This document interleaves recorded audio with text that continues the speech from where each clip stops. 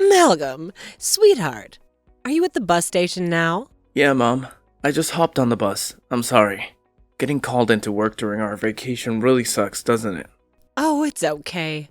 I know you have to do that sometimes for your job. You don't have to feel sorry about it. Yeah, but I was really hoping I'd have more time to relax on our trip. I know you work hard at your job. That company is lucky to have an employee as dedicated and talented as you. You make me really proud. Keep up the amazing work, my dear. Thanks. Aside from that, I want to mention something about you and Tracy. I think it would be great if you could make an effort to get to know her better, you know? Like, try to build a friendship between the two of you. It would mean a lot to me. We are friends. What are you talking about? But Mom, I've noticed that you hardly ever talk to her. You know, she's my wife. She's incredibly important to me, and I want you two to get along. Yeah, but Malcolm, I've been working really hard ever since I was young. You know that, right? So honestly, I have zero in common with some lazy woman who doesn't even bother to work and contribute to society. And to top it off, she's always whining and needing help with the most basic, mundane tasks. I just can't wrap my head around it or tolerate it. Just the sight of her infuriates me. Mom, how could you say something like that? Tracy is blind, and that's why she occasionally needs assistance. It's not her fault. And you know what? She does work, despite her challenges. So why can't you be satisfied with that? It's hard to put into words. I prefer women who are independent and have some strength to them, you know? But that girl, she cries over the tiniest things. I just can't find myself liking someone like that. Oh, come on. She's only cried twice, and both times it's because of you. Remember when you told her that the dinner she cooked for you was tasteless? You threw it away right in front of her. And what about the time you smashed that flower vase in the room she had just cleaned? She had to clean up your mess. We've already had a big fight about this, and yet you're still pushing the same subject. How many more times are you going to do this? But let's be honest. The dinner was absolutely awful. I had no choice but to tell her, right? And about that vase, I didn't break it on purpose, as I've already told you. It was a complete accident when my foot hit it and sent it crashing to the floor. Can't you just see it was bad luck? Tracy was actually considering your health when she made that dinner. That's why she didn't use excessive spices. As for the vase, let's be honest. You knocked it over because you were angry. I distinctly remember that. Oh, please. Angry? What are you even talking about? I hardly even get angry at anyone. In fact, everyone I know consistently tells me how incredibly calm and rational I am. It's like my superpower or something. When you got swindled last month, you got scammed by that guy for $60,000. I had put in so much effort to save up all that money for you, especially because you said you wanted to move into that retirement village. We were working hard to save up every penny to make it happen. Do you even realize that? Oh, here we go again. I specifically told you to drop it and move on. We agreed not to bring it up ever again. But fine, if you want to go there, let's talk about it. It was actually Tracy's fault, too. She was right there, but she didn't do a damn thing to try and stop me from handing over that money. And let's not forget, you said you would give me $60,000. I thought that was for the down payment. I truly believed we were buying that house. No, Mom. We were never buying that house. It wasn't even a realistic possibility. And that guy who approached you, he wasn't even from a legitimate real estate agency. I told you not to do anything until we could investigate further. Tracy told me she tried her best to stop you from giving that guy any money. But you wouldn't listen to her. You claimed it was because she's blind and couldn't read the contract to prove he was a fraud. Then you just handed over all your bank information to this mysterious guy we know nothing about. Oh, here we go with Tracy's lies again. She's always lying, isn't she? She never made any effort to stop me, trust me on that. In fact, if my memory serves me right, she actually encouraged me to go ahead with it. I'm really getting fed up with her, to be honest. I can't stand her anymore. Oh, whatever. Let's just put the money issue aside for now. It's gone, and dwelling on it won't change anything. By the way, our trip is ending tomorrow. Can you please make an effort to patch things up with Tracy this evening? I really don't want any more tension within our family. Can we agree on that, Mom? Okay, fine. If that's what you want, I'll try and talk to her tonight. I'll be really happy if you two can become friends. Thanks. Anyway, I'll message you again when I get finished with work. Mom, I just got a call from Tracy. I heard there was some trouble at the hotel. Hey, Mom. Oh, please, there was no trouble. Not even close. I wouldn't phrase it that way for sure. Wow, Tracy spills every little detail to you, huh? Is she incapable of handling even the smallest things herself? Didn't I tell you that a woman who can't handle the slightest thing isn't the right fit for you? Remember that? That's not the problem here now, is it? This is about an old man with a cane who can barely walk. I heard you pushed him over. Well, there was a valid reason behind my actions. Before jumping to conclusions, can you please listen to my side of the story? You know me well enough to understand that I would never do it without a reasonable explanation, right? It doesn't matter what the reason was. What you did was unjustifiable. You should never push an old man that can barely stand up by himself. Please, you've got to be nicer to people. I said listen to my side of the story. So this guy had his wife running around to fetch dinner for him. I couldn't help but feel sorry for her and wanted to stand up for her. You see, deep down, I'm a good-hearted person, believe me. Huh? So what? I don't see any problem with that. The restaurant at the hotel is a buffet, meaning you have to get up and help yourself. I couldn't care less about his legs being all wonky. If the man wants to eat, he should be able to handle it on his own, don't you think? I mean, seriously, how dare he make his wife do his bidding? That's just plain rude. All I did was give him a little reality check, and then he got all snappy with me. Can you believe it? And you know how things went down from there. It's totally on him, no doubt about it. If he can't manage to walk properly, maybe he should reconsider going on trips altogether. Staying home might be a better option for everyone's sake. Mom, I really need you to take a deep breath and calm down for a moment. Please, go and apologize to that man and his wife. What you did was incredibly wrong, and I hope you realize that now. Pushing an elderly man, regardless of the circumstances, is never justified. It's a cruel and disrespectful act that can cause serious harm. Oh, come on, you know deep down that I'm right, don't you? Let's face it, someone who consistently needs to be nursed is nothing but a burden to others. They just create unnecessary hassle and inconvenience. If you can't handle even the basic self-care, then maybe you should reconsider indulging in extravagant events like vacations. It's just pure selfishness, plain and simple. If you're going on a trip, shouldn't you be able to have a good time and enjoy yourself? But no, this guy had the nerve to make his poor wife do absolutely everything for him. Do you honestly think she had any enjoyment doing that? I highly doubt it. But that's not your decision to make. Maybe she loves him and wants to do things for him. Those people were probably enjoying their vacation the whole time until you did this to them. You're complaining about him causing problems for his wife, but you butting in caused problems for the both of them, didn't it? Just because you don't like something doesn't mean it's your right to butt in. You pushed over an old man. I wasn't looking for a fight. That couple was sitting really close and just happened to be in my field of view. I saw it, and it was making me angry. He was making his wife do everything for him. Oh, I get it now. That's probably why I don't like Tracy.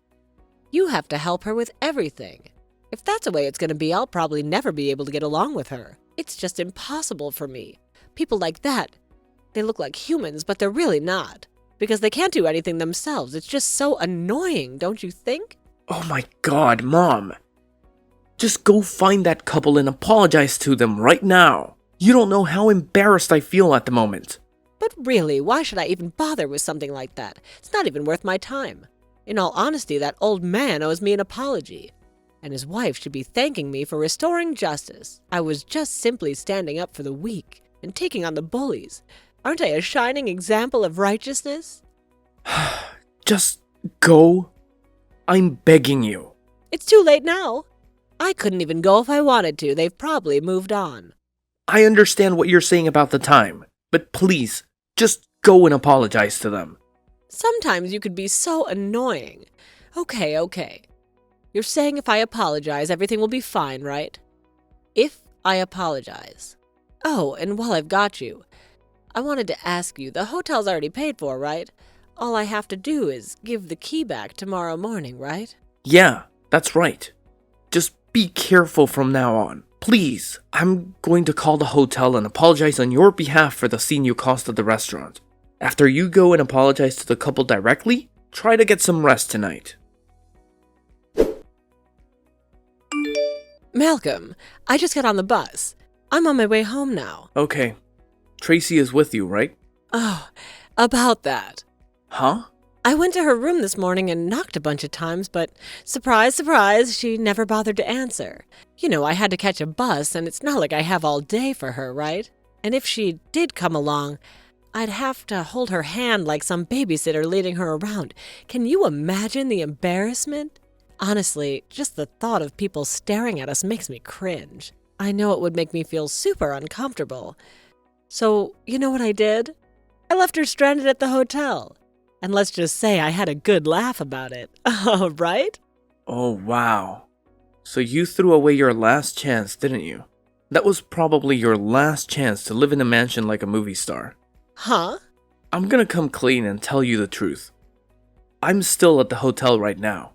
I'm here with Tracy and that old man you pushed over last night. Huh? What are you talking about? I was at the hotel the whole time. I lied when I told you I got called into work. I wanted Tracy and you to have an honest chat together without me around. So I told you I left and went back to work. Hold on. So you're in the hotel right now? With that old man? The one from last night? Yeah. That old couple you had a fight with last night? They're Tracy's parents. What? That's impossible. I know we didn't have a traditional wedding ceremony, so you were never formally introduced to them. But I think you would have seen them in pictures before. You're lying again. Why would Tracy's parents be at the same hotel as us? Oh, that would be a big coincidence, don't you think? Don't try and scare me like that, okay? Oh, I see what you're doing here. Trying to pull off a prank or something, huh? Okay, you got your giggles out, so you can cut it out now. It wasn't a coincidence. Tracy invited them. They wanted to meet you and find out what kind of person you were.